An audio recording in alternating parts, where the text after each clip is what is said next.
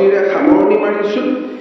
এইবাৰ মেট্ৰিক পৰীক্ষাৰ form fill up হ'ব অক্টোবৰ মাহত।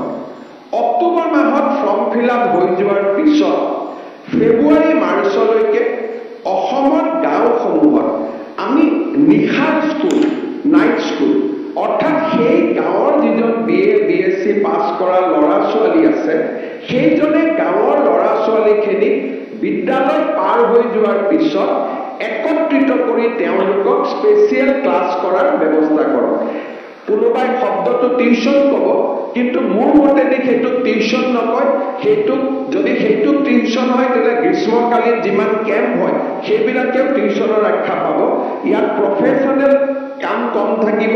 ইয়াত ব্যৱস্থা হ'ব যে স্কুলত যিমানখিনি পঢ়াব, ধনী ল'ৰা ছোৱালীবিলাকে যদি মানুহৰ ঘৰত গৈ কাৰোবাৰ টিউচন মাষ্টৰ থাকে, আমি গাঁৱৰ অংগনবাদী কেন্দ্ৰটো গাঁৱৰ স্কুলখনক ব্যৱহাৰ কৰিম, যাতে গাঁৱৰ 4জন শিক্ষিত ল'ৰাই সেই গাঁৱৰ মেট্ৰিকৰ কেণ্ডিডেটবিলাকক স্পেচিয়েলি 5 মাহৰ কাৰণে পঢ়ুৱাব পাৰে।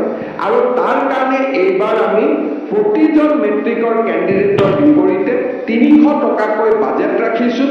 শিক্ষকসকলক আমি প্ৰত্যক্ষভাৱে দিম বা ছাত্ৰসকলৰ জৰিয়তে দিম, তাৰ বিষয়ে আমি পিছত আলোচনা কৰিম। গাঁৱত যদি 50জন ষ্টুডেণ্ট আছে, 2জন গ্ৰেজুৱেট পাছ কৰা 50জন ষ্টুডেণ্ট আছে, 2জন গ্ৰেজুৱেট পাছ কৰা ল'ৰা আছে তাতে, এই 4 মাহ তেওঁলোকে মেট্ৰিকৰ ল'ৰাখিনিক ভাল কৰি পঢ়াওক, ভাল কৰি শুনাওক। আৰু মই ঝাৰখণ্ডত নিৰ্বাচনী প্ৰচাৰৰ সময়ত এটা NGO চলোৱা এই বিদ্যালয়বিলাক চাই আহিছিলোঁ, বহুত এফেক্টিভ হয়।